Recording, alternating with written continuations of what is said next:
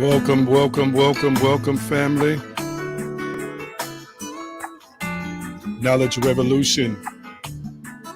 Glad to be on tonight. Good to see you all. Tag and share, share and tag. Tag and share, share and tag.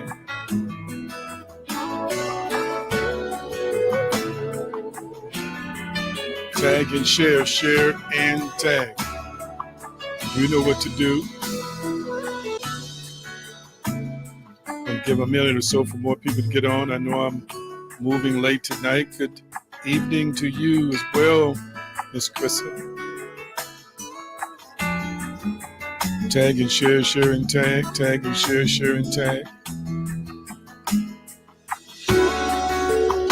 Thank you so much.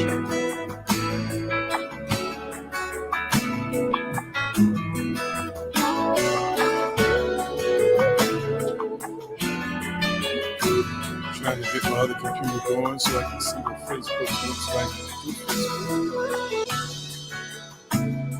like. So delighted and excited to be with you. Almighty, we thank you for this time, this moment, this opportunity to feed us from the very core and depths of our soul. Your will is done, and we thank you by Yeshua's name, by Christ consciousness. Amen. How we feeling tonight? How we feeling tonight? We're always thankful. We're always practicing gratitude, thanksgiving. We're grateful to the Almighty, from whom all blessings flow. And they don't flow from heaven, they flow from within you and me. And we are just grateful for this day that has been ordained, has been ordered, has been created for us to live in, to enjoy, and to be a part of on tonight. Likes and hearts, I appreciate you. Likes and hearts, I appreciate you. We're going to continue. Say you feel blessed. Wonderful, wonderful. That's what we're looking for. Knowing we're blessed, feeling we're blessed, experiencing that we are blessed. So I always like to remind everyone that you're made in the image and the likeness of God. You are a technique, you are the offspring, you are a divine species of being. That means you're not a powerless creature, but you are powerful. So I want you to type it in the comment section. I am powerful. Come on, type it in the comment section. I am powerful. Type it one more time. I am powerful. Yes, own the power. Feel the power. Know the power. Sense the power. And more importantly, be the power. Because you are a powerful, powerful, powerful spiritual species. The computer's slowly booting up here. Let's see what I can do with this.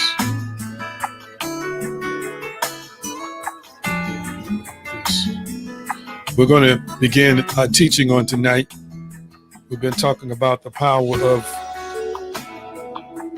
self-love on Knowledge Revolution. And again, welcome to another Knowledge Revolution. I'm so excited that you all have tuned in tonight. So we're going to jump right in. Going to go back to Matthew 22. Matthew 22. Let's see.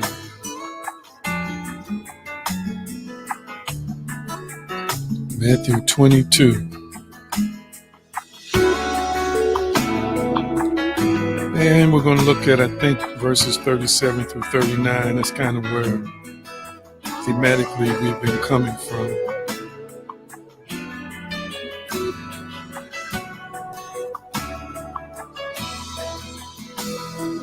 Yes, yes. Would you put that up for us, Krista? Matthew 22:37-39.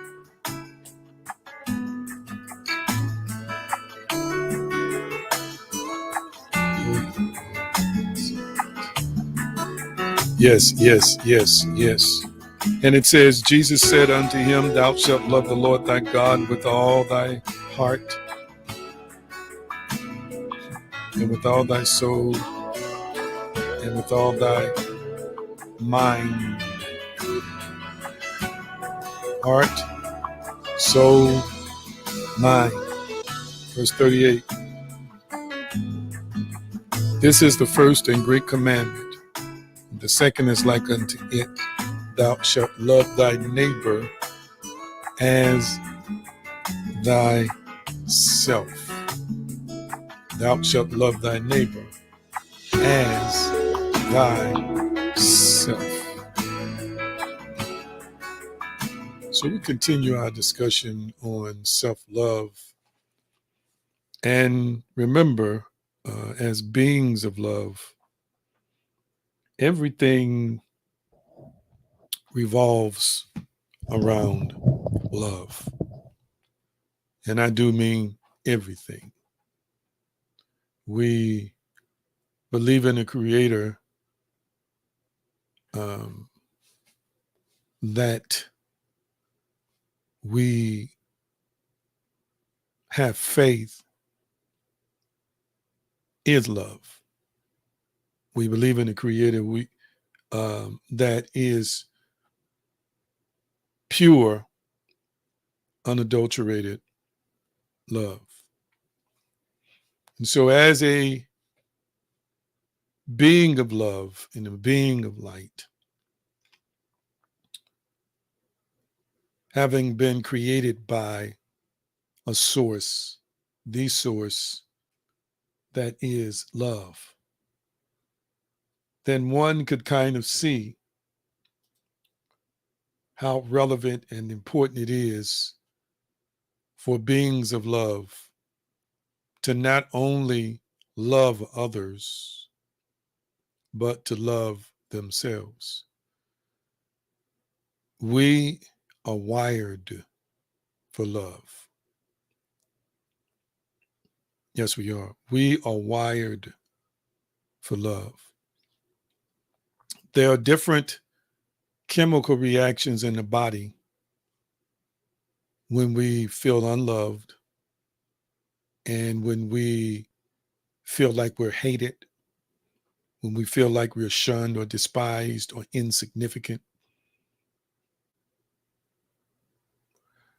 There are some negative things that happen in our bodies. Certain hormones are produced, certain secretions take place.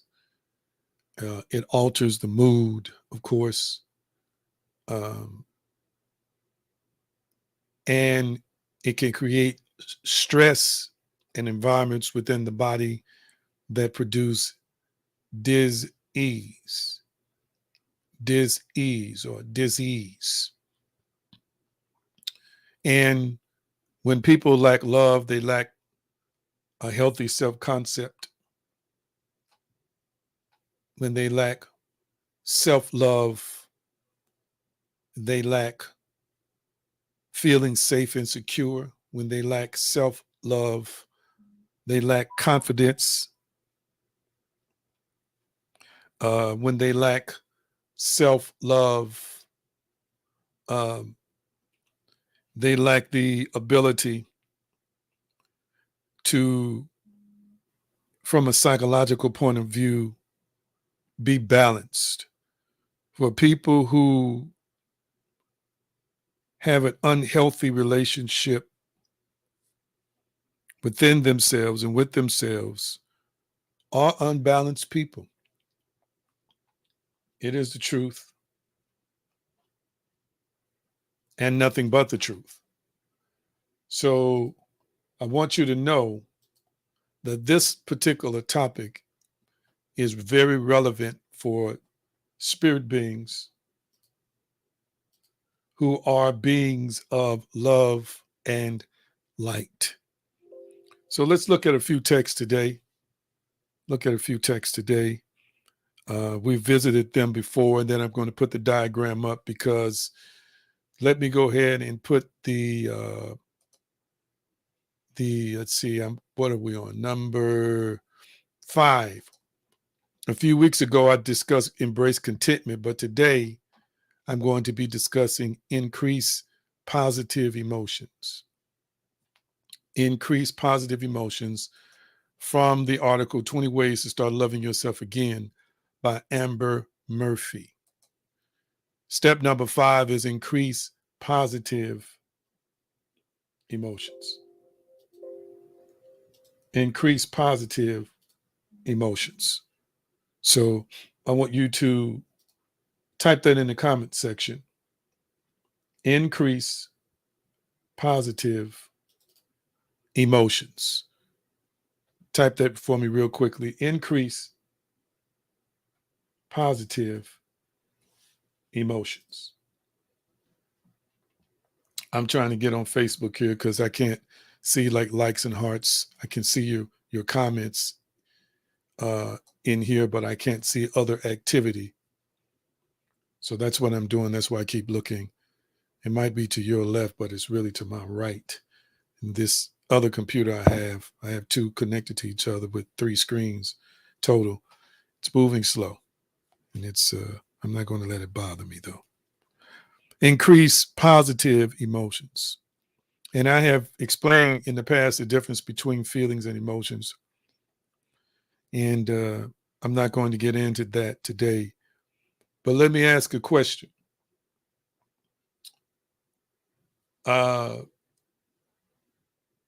How does your day go when you're experiencing mainly positive emotions? What is your experience like living throughout a day when you are in a space mentally of positive emotions? Somebody talk to me.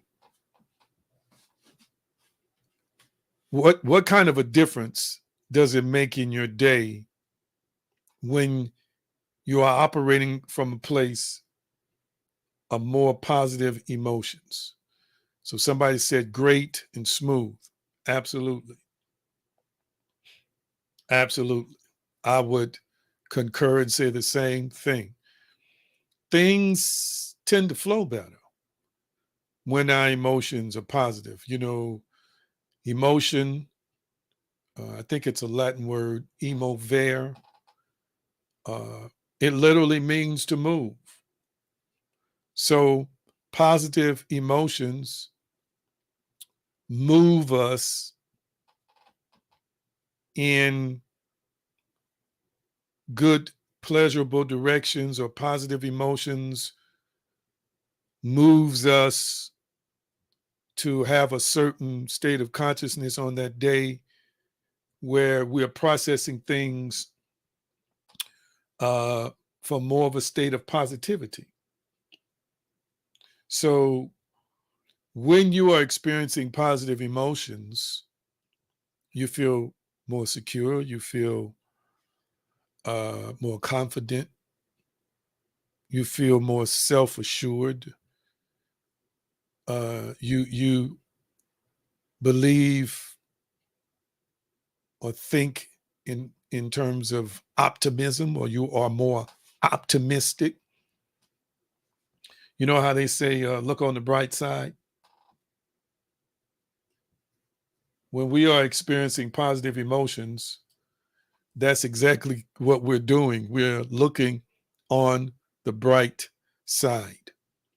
So positive emotions are necessary and very, very, very vital and important in terms of our interpretation of our reality, our interpretation of life, our interpretation of who we are, what we can accomplish, what we maybe believe we cannot accomplish. It's all a part of something that makes up consciousness for us. And so having positive emotions, and I'm going to put it up on the screen because people are coming in to just kind of let them know we're on number 5, increasing positive emotions, still discussing self-love or the power of self-love. And I know it might seem trivial, it might seem trivial to bring up something like this, but the truth be told, if we were able to counteract our negative emotional state with more positivity, then the outcomes that we are experiencing in life would be totally different. They would be radically different. They would shift in an incredibly positive way. And things would, by our own acceptance, by our own design, swing in a direction that we believe is more favorable to us. So I don't want you to underestimate the power of positive emotions. And if you are struggling with positive emotions, then you're going to live from a darker place. If you are struggling with positive emotions, then you're also going to be finding yourself in situations where you're not as happy, you're not as fulfilled, you're not satisfied, because those negative thoughts that have produced negative emotions, and then sometimes it's vice versa. Sometimes we feel the feeling before we think a thought. It will take root if you allow it in your life, and it will determine how you filter and process the world that you live in. Now, I always like to quote this text. I will continue to quote this text because it is, to me, profound as much as it is talked about and discussed. I'm going to bring it up. Metaphysical teachers talk about it. Spiritual teachers talk about it. But I want to remind you, for as he thinketh, for as he calculates, reckons, and estimates. For as he thinketh. The root to split or open, to act as a gatekeeper, as he estimates in his heart, so is he. As he thinketh in his heart, as he estimates, as he or she exercises their mental faculties, so is he. So in looking at this Hebrew word, I want to pull this out. I didn't plan to, but since it came up in the definition, it's the word is from, I guess you could say, an idiom, or from a concept, to act as a gatekeeper. To act as a gatekeeper in the figurative sense. Let me talk about that before I put my diagram up and talk about affirmations, and I'm going to be done. I'm going to show you again. I've used this diagram before, but I'm going to show you how to increase positive emotions. And that's going to be based on affirmations, and you all already have a sense of what affirmations are, but I'm going to bring it to you again, bring it up before you again. So I think it's intriguing that the Hebrew word for thinketh is derived from a concept of a gatekeeper. And of course, then it goes on to say it means to estimate or to calculate. We could also say to exercise the faculties of the mind in calculative and deductive ways. So thinking means that you have to be in charge and you have to take control of thoughts. I want you to type it in the comment section. I must take control of thoughts. I must take control. Matter of fact, my thoughts, type my thoughts, of my thoughts.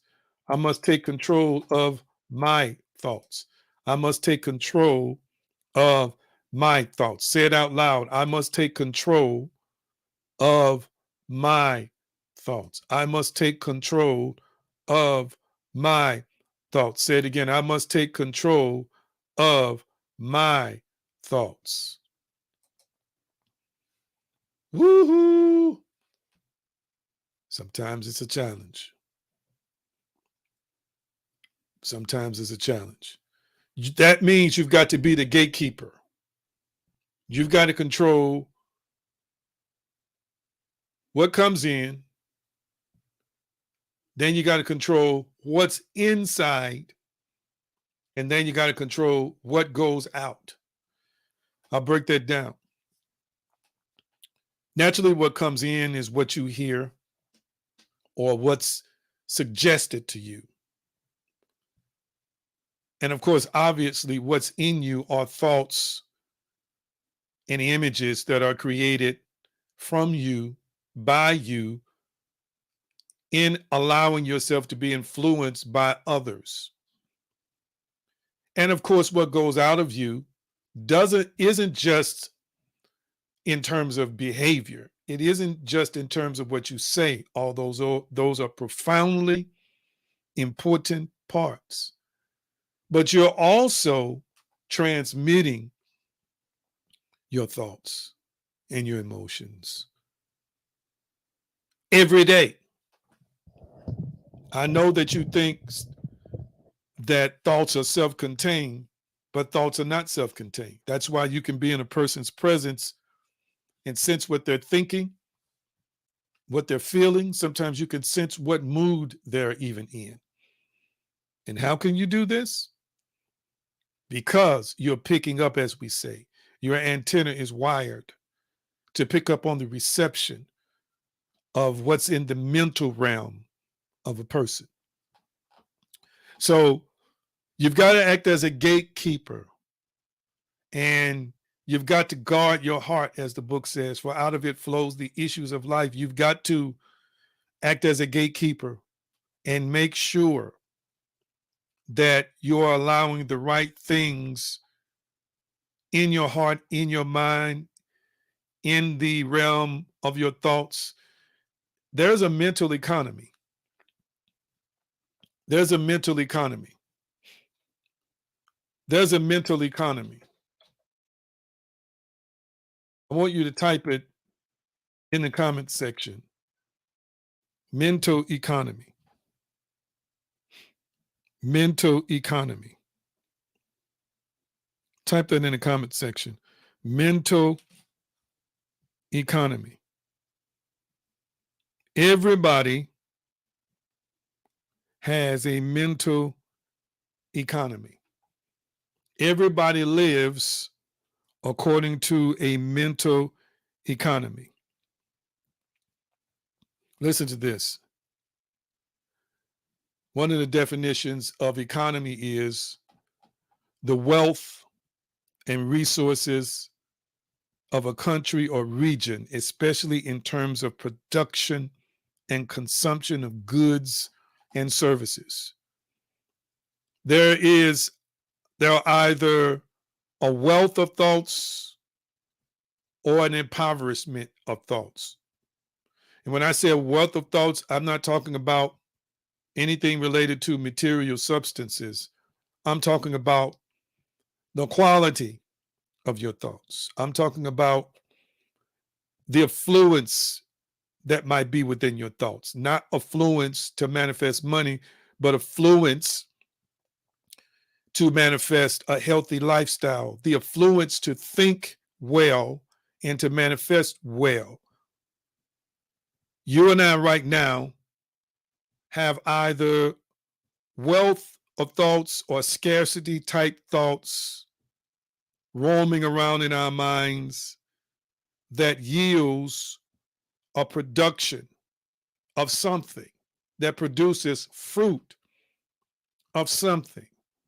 It is a mental economy. Another definition is careful management of available resources. Careful management of available resources. So thoughts are resources. Did you know that? Thoughts are powerful resources. I'm going to say it again. Thoughts are powerful resources. It is with these resources, and what is the word resource defined to be? A stock or supply of money, materials, staff, and other assets that can be drawn on by a person or organization in order to function effectively. You and I have a stock or a supply of mental thoughts, a stock or a supply of our imagination, a stock or a supply of creative power from these thoughts that would either purchase something good or purchase something bad, that would either purchase happiness or sell it, that would either be wealthy enough in terms of self-love, self-concept, self-identity, self-image, to be able to produce or purchase or make a transaction from the economy of your mind with God, from the economy of your mind with the universe, to manifest a lifestyle that is fulfilling, that is satisfying, spirit, soul, body, socially, financially, and in other ways, vocationally, and in other ways. You and I have a mental economy of thoughts. Our thoughts is a form of economy. So I ask you, within the context of the verse, as he thinketh in his heart, so is he. As he thinketh, as he exercises his thoughts, as he is the gatekeeper, as he estimates. What are you estimating your transactions in life on? You're estimating the transactions you will make in life. And I'm not talking about financial transactions. I'm talking about relationship transactions. I'm talking about vocational transactions. I'm talking about relating to other people type transactions. I'm talking about how you see yourself transacting with your own self, engaging with your own self. It's going to be based on the resources of thoughts that are available to you. And I ask you today, are your thoughts healthy? Are your thoughts wealthy? Once again, I'm not talking about money. I'm talking about the riches of being psychologically balanced, the riches of loving yourself in a healthy way, the riches of loving other people in the way that you should, the riches of forgiveness. I'm asking you today, how healthy are your thoughts? How wealthy are your thoughts? What kind of resources, what kind of mental resources are flowing through your mind right now? Is it the mental resources that say, I cannot do? Is it the mental resources that say, I am not worthy? Is it the mental resources that say, I am unattractive? Is it the mental resources in your economy that says, you'll never have, you'll never accomplish, you'll never do? You'll never be happy. You'll never be satisfied, because if those are your mental resources, that's what you're making transactions in this world with, transactions with this life with. And so as he thinketh from those resources as a gatekeeper, so is he. You are that. You are reflecting that. You are manifesting that. You are projecting that. You are unleashing that. You are releasing that. You are sending that out into the world. Am I making any sense to anybody? I'm almost done. I know I came on late, but I'm almost done. Am I making sense to anybody today? So, how healthy is your mental economy? I didn't intend to park here for this long, but it came up, so let's discuss it. In a country who has a weak economy or a poor economy, they're struggling. They're in debt, and they have a difficult time providing people resources for its constituents or their constituents.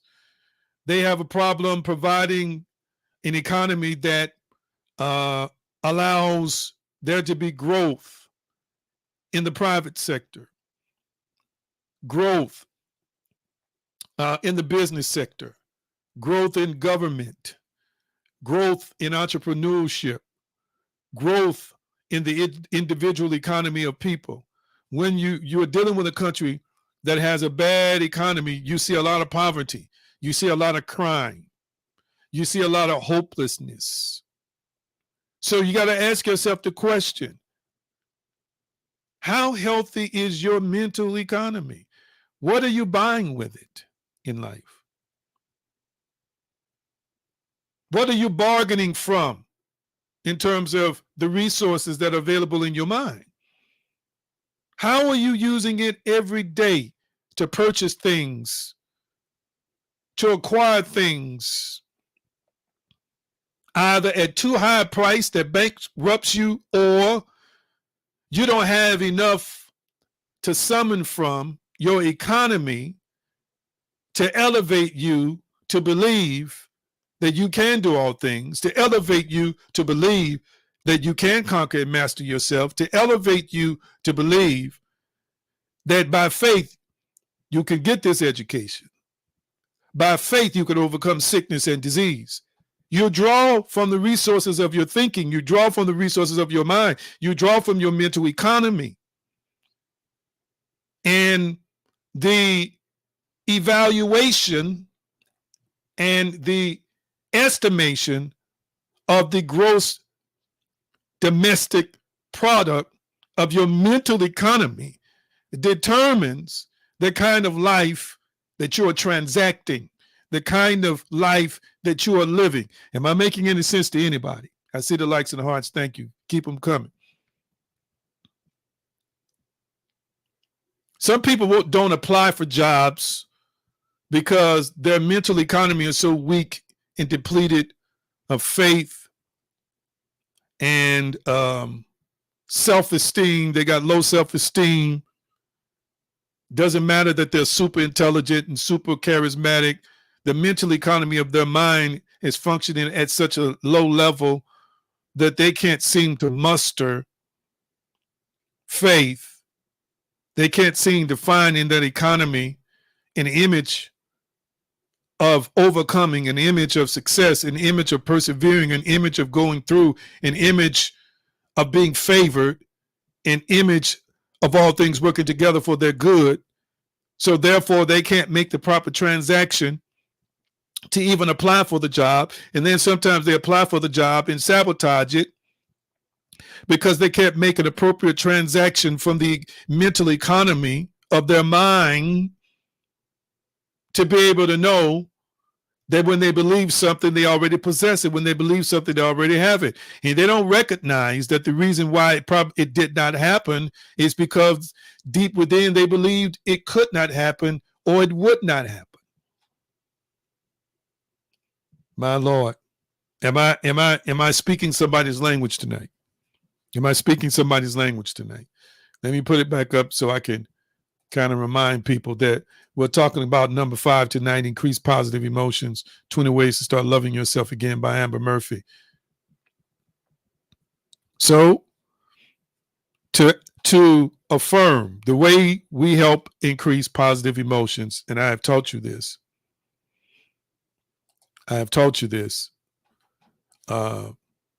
is to affirm. Now, naturally, it's in the center there, we're talking about identity shift, spiritual and mental.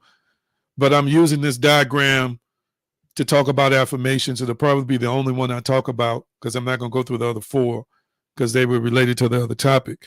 But I just briefly remind you that the word affirm or affirming means validate, confirm, to state positively. Validate, confirm, to state positively. Everybody watching me tonight, I don't care how strong you are, from time to time, you can use some validation. From time to time, you can use somebody confirming you. From time to time, you can use a pat on the back. From time to time, you can use a hug. From time to time, you can use a positive word that says, you're great, you're brilliant, or whatever it is. Keep going, keep trying, don't give up, I believe in you. Everybody from time to time needs to be affirmed.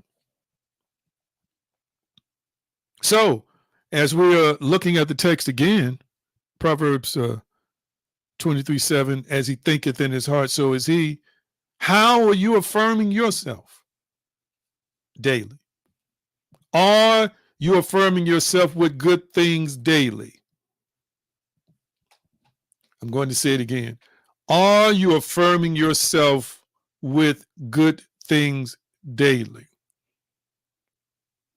Are you affirming yourself with good things daily? I got to ask you the question.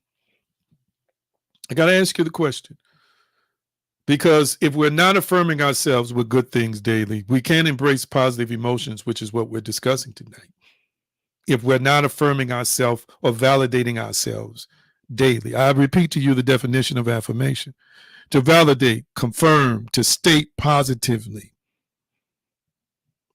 And in times past, when I discussed this, I talked about the self-affirmation theory by Claude M. Steele, social psychologist. But I'm not going to get into that tonight because I got to get off in a few minutes. But I just wanted to have the discussion in terms of self-love.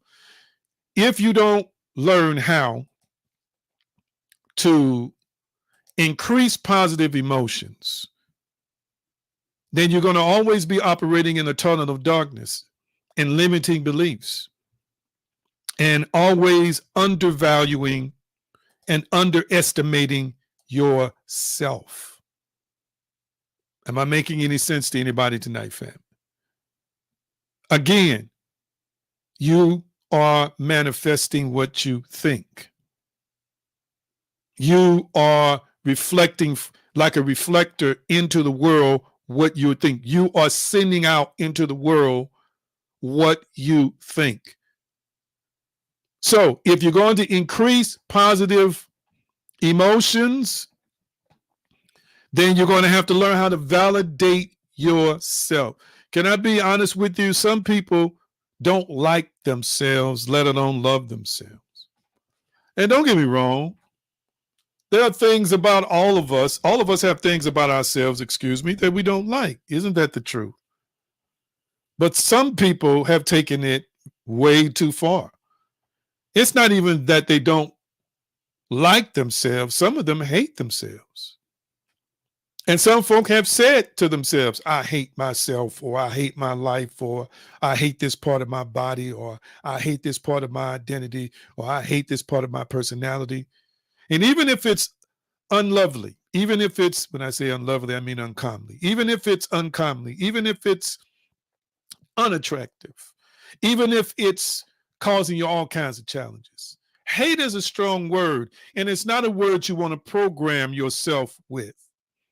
It's not a word you want to deposit in your subconscious. It's not an emotion that you want to deposit in your subconscious. It's not something that you want to cause to circulate Remember, in the mental economy of your mind that I just defined,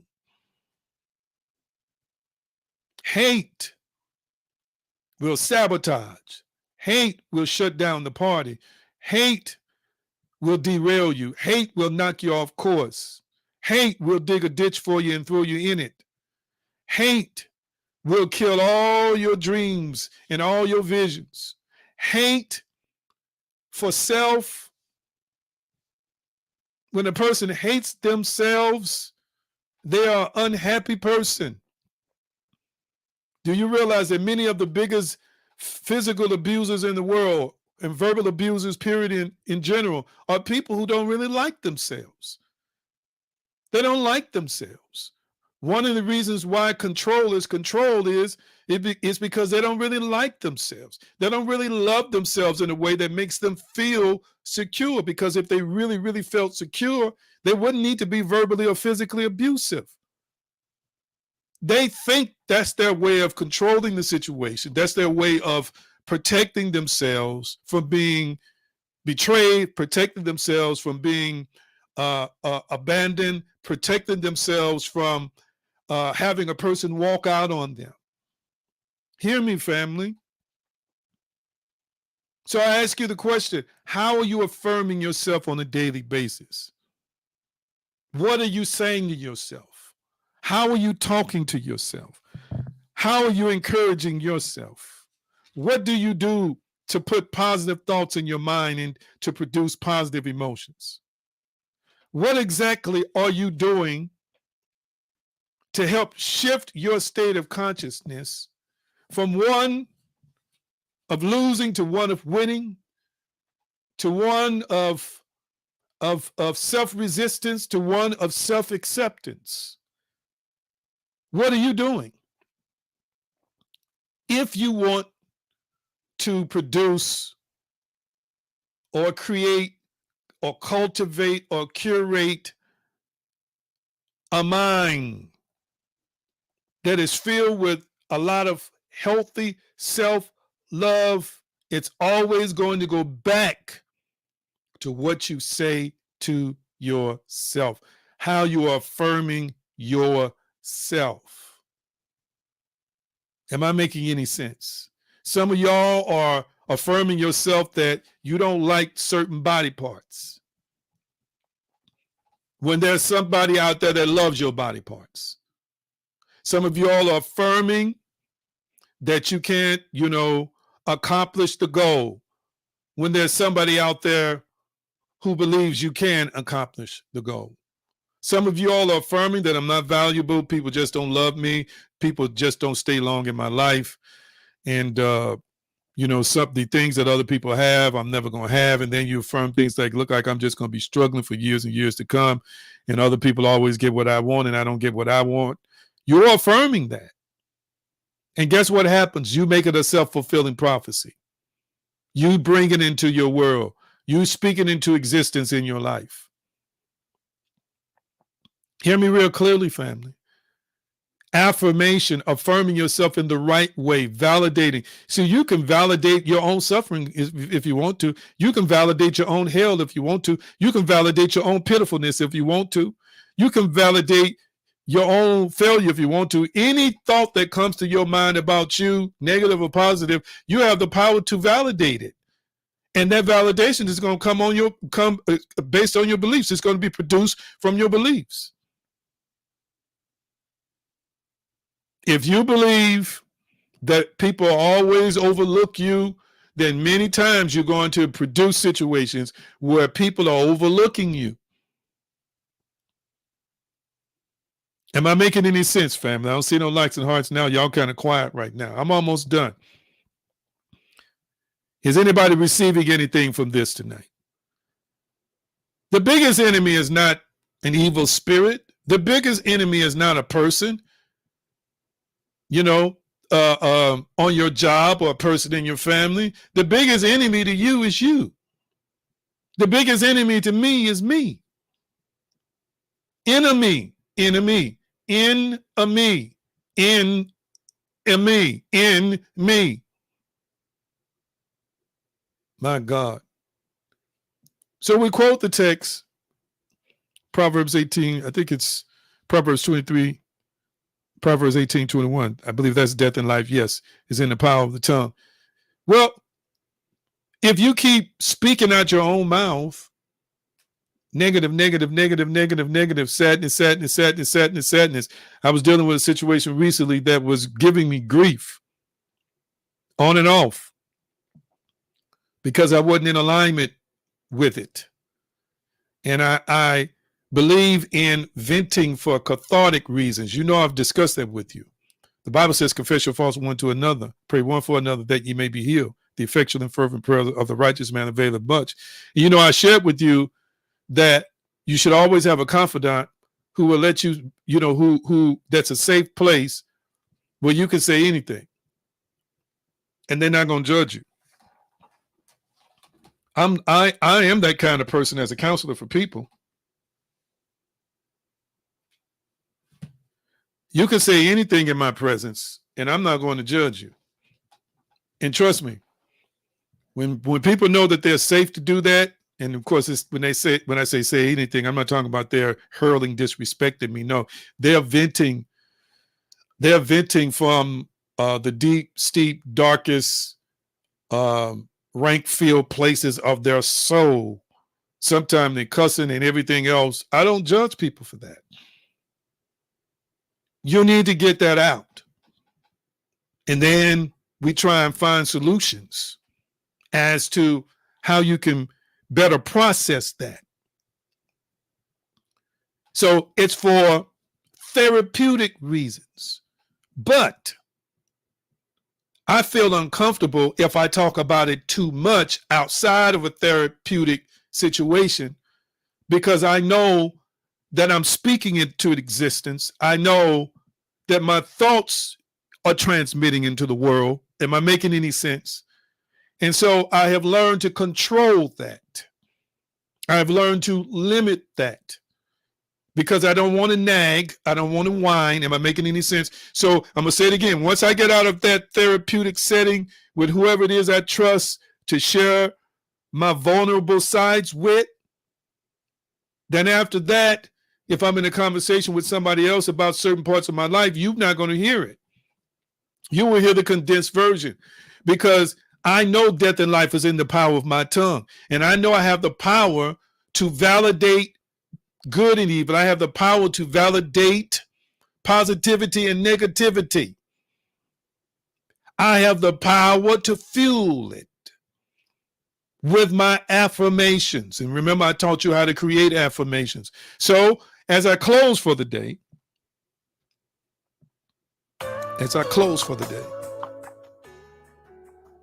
I want you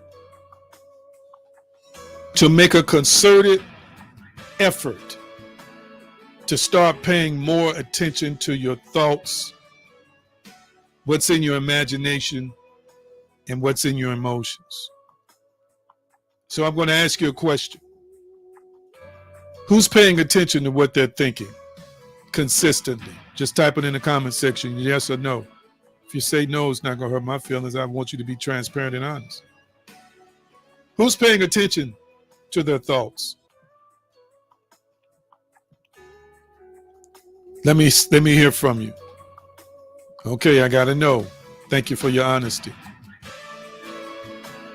Anybody else? I got a yes. Wonderful, wonderful. They're all good answers. She said lately, no. Okay. Anybody else? We're family here. I got a yes. All right. So being able to be like an observer who stands outside of yourself and pay attention to your thoughts is very important. And then you're not just looking at the thoughts. Number one, you recognize it's a thought, but I don't have to own it. So that means it doesn't have to be mine. That means it does not have to be enacted or activated into this reality that I live in.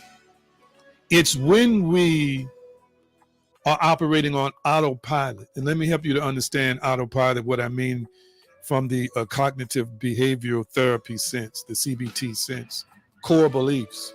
When people are operating on autopilot, they're operating from core beliefs. It's what they believe about themselves, about God, about reality, about whatever.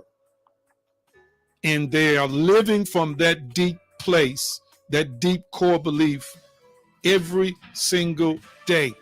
So when I say autopilot, that means that those beliefs or thoughts that circulate in their minds on autopilot automatically, like a knee-jerk reaction.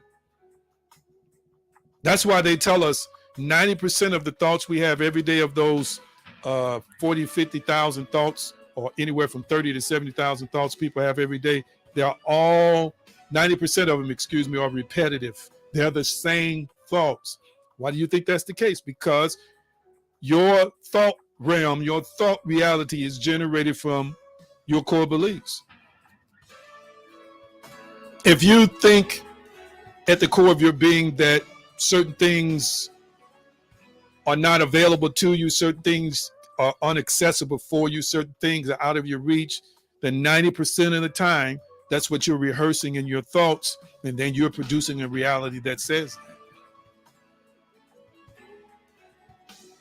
So what you have to do is challenge that thought, because sometimes the thought is indicative of a misalignment. You're misaligned with something.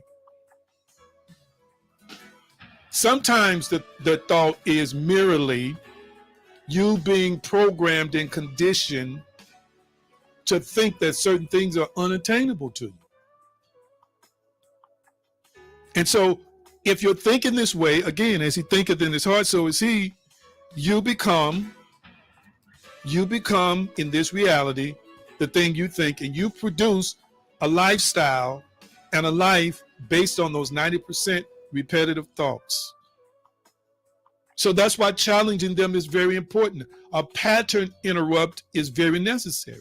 It disrupts unhealthy thinking patterns, and we all think in thinking patterns. So as I talk to you about increasing positive emotions and using affirmation to do it, this is how you change it. By recognizing it's there. Number two, go to scripture or go to other positive resources that shed more light on your identity and start speaking those things. Then look into your own self and see what you've been able to accomplish in your own life. As you remind yourself of that, create an affirmation of that. I love the affirmation, I've survived worse, and I'm going to get through this. I've overcome more deadly things. I've overcome more difficult situations than I have this, and I'm going to overcome. I like thoughts like that. You should rehearse thoughts like that in your mind. Because when you rehearse thoughts like that in your mind, it counteracts the defeating thoughts. And I'm going to ask you a question today. And I like how David talks in the Psalms sometimes about his memory and how he remembers the good things. And from remembering the good things, it ignites a praise or ignites a joy. But I'm going to ask you today, while I'm talking to you, before I release you, how many things have you overcome in this brief lifetime? Or I'm going to paraphrase it. Have you overcome some things in this life? Type yes or no. Talk to me. Have you overcome some things in this life? Yes or no? Talk to me, family. I want to see what your answers are. Have you overcome some things in this life? Okay, I got the first yes. I got the first yes. I got the second yes. I got the second yes. Will there be another yes? Okay, there's another yes. My brother Brian is on tonight. There's another yes. There's another yes. So guess what? I had to ask myself the question, but I have the answer to it. So why is it that we think the present storm, and you know I've been talking about that storm on Sundays, why is it that when we run into other what we consider to be major obstacles, sometimes we get amnesia? Why is that? So, for example, how can I put this? Some of y'all have survived attacks on your life. Some of y'all have come through life and death situations. Some of y'all should have been shot up. You should have been run over. You should have been dead. You should have been all of that. Am I making any sense? So why is it that you don't compare what you're going through now to that situation? So if God is with you to take you through that, that's right, it is a part of human nature. If he's with you to take you through that, are you hearing me? Then why wouldn't he take you through this? Oh, I felt that one. I felt that one. I felt that one. I felt that one. Consider that. Consider that when you're moping. Consider that when you're discouraged. Consider that when you're looking at the present giant. You notice that David used his memory when he was standing before Goliath. Did you notice that? Not just Goliath, I'm sorry, when he was talking to Saul. Did you notice that?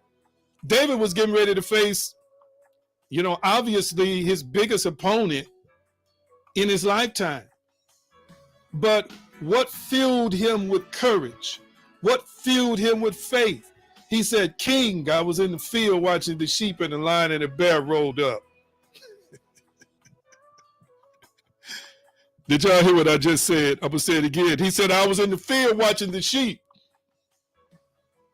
and a lion and a bear rolled up. And then he told us what he did with the bear, what he did to the lion. Are y'all catching me? And sometimes that's all we need to do is just remember. If God can spare you from death, he can spare you. He can take you through death. He can take you through debt. Did y'all catch that?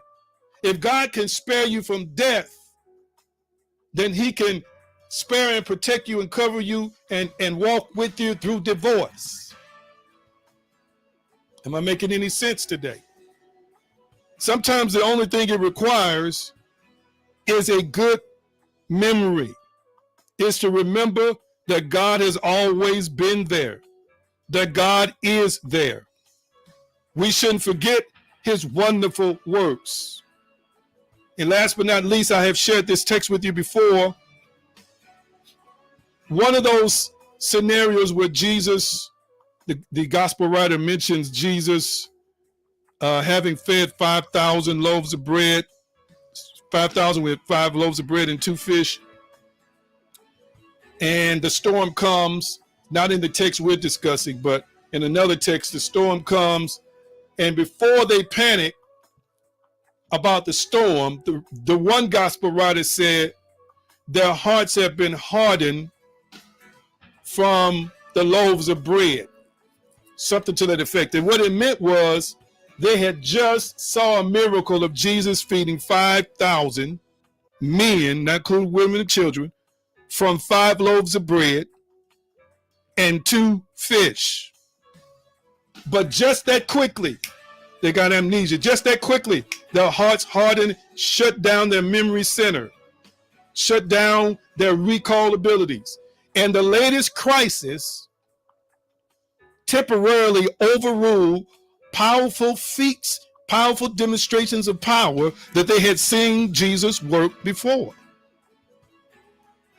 Am I making any sense to anybody today? So I want to encourage you, just draw on your own memories. Draw from your own memories. Draw from your own situations. Draw from the places that you survived. I know I'm not the only one on here that had moments where you felt like you were going to lose your mind. Am I the only one who's had moments where you felt like you were going to go crazy? You were going to come unhinged, unglued? And sometimes that devil's advocate voice or that other voice would say, well, you know, you got through those other 10. Don't expect it to make it through number 11. It's finally caught up with you. Who said it's finally caught up with you? Who said you can't win again? Who said you can't overcome every time? If greater is he that's in you, that's he that's in the world, then your winning percentage ought to be very, very high.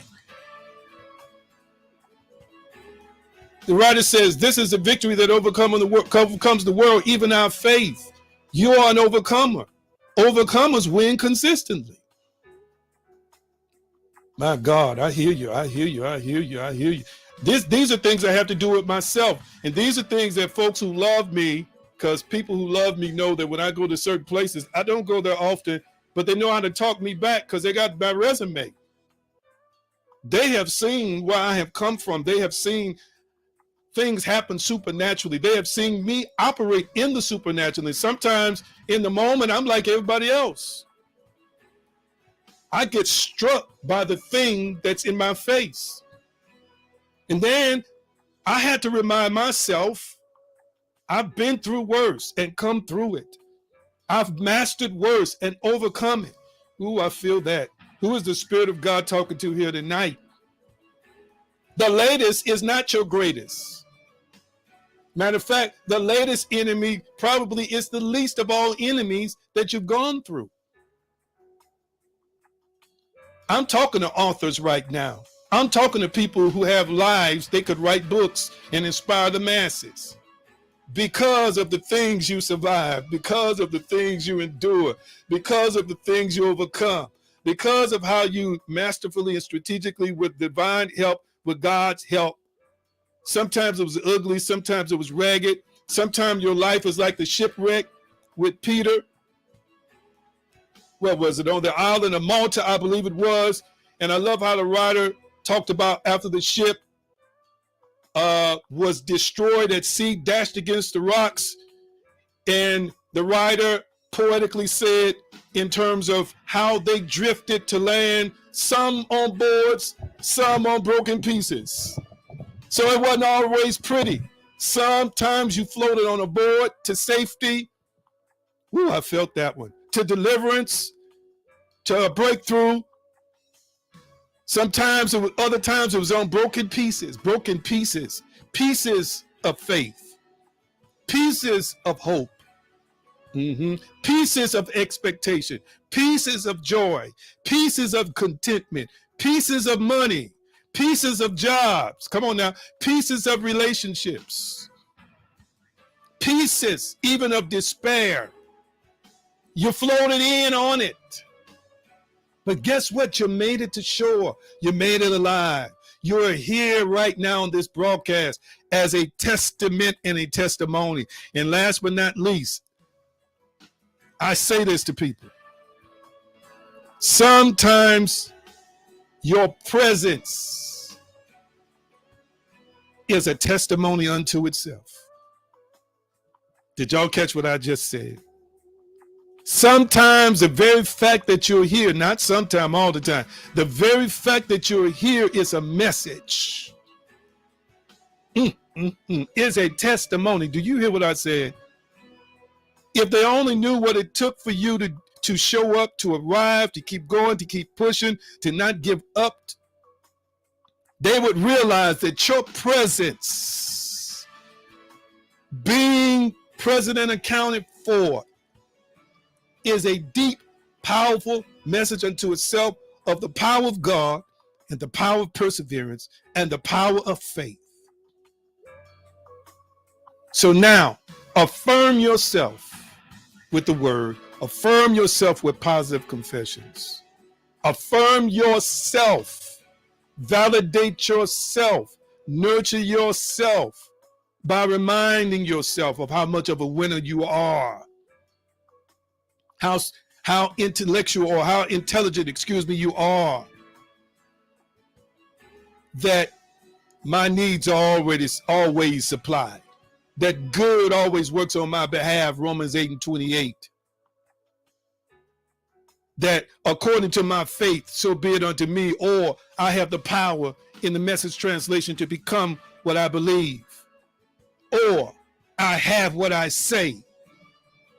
Are you hearing what I'm saying? Or I always have what I believe, or I always have what I see. These are things you can say to yourself to validate the testimonies you have. Confirm it. You just have to remind yourself. And the more you do this, the more it'll increase well-being. The more you do this, the more positive emotions will rise in you. The more you do this, the more serotonin, dopamine, and other chemicals were released in your brain to confirm that yes, you are a winner. Yes, you are a survivor. Yes, you have the favor of God in you and on you. Yes, you have the heart of God. Yes, he's never turned his back on you, and he never ever will. Woo. Yes, I am healthy. Yes, I am. Yes, if anybody ought to be loved, it's me. Yes, I am deserving of the best. Yes, I give the best. Therefore, I receive the best. Hallelujah. If you say it enough, your subconscious mind takes a hold of it and starts partnering with divine things to remind you in the three-dimensional realm that what you believe, it's our pleasure to partner with you to produce it. All right, I gotta go. I appreciate y'all so dearly tonight. Thank you for being on. Love you so dearly with the love of the Lord. And I'm just encouraged about what's happening in your life. You want to give an offering tonight, you can do it using the giving opportunities at the bottom of the screen. Last but not least, my brother Brian White is on. I don't know if you called it Brian White, but my brother Andrew was talking to me on Monday, and he said something to me about what you said about my business. So I did a 40-some minute video on insurance on Monday night. It's on the timeline. I got a lot of positive feedback from it, even got some interest. So thank you for that, brother Brian White. And thank you to others. And I'm telling you right now, sometimes the only thing you need is somebody to plant a seed of affirmation in you. That's what I try and do every time I come on here, is plant seeds of affirmations in you. Deposits of love, power, and hope. That's where the I am powerful comes from. That's where the I can on Sundays comes from. I'm depositing the seed. Guess what? I know some folk don't believe it in the beginning. If you keep saying it, a conviction is going to be created. And eventually, you're going to believe it. Woo! And once you start believing it, as the old folk used to say, you ain't seen nothing yet. My brother Christian Harris is on tonight. Elder Christian Harris, love you with the love of the Lord. I'm going to get off here and try and find something to eat and exercise a little bit and do some other stuff before I lay down tonight. I appreciate y'all's support. I'll be back on Sundays talking about, I think it's Permission number 4 or number 5. It's a powerful series. If you've been missing it, hope you tune in on Sunday. Love you so dearly. And I look forward to seeing many of you all back on Sunday. I'm going to release you tonight with the Shalom blessing. Shalom, shalom. Peace, wholeness, and prosperity, nothing missing and nothing broken. Thank you, Yeshua. It is so, and so it is. Enjoy your night and love your neighbor as you love yourself.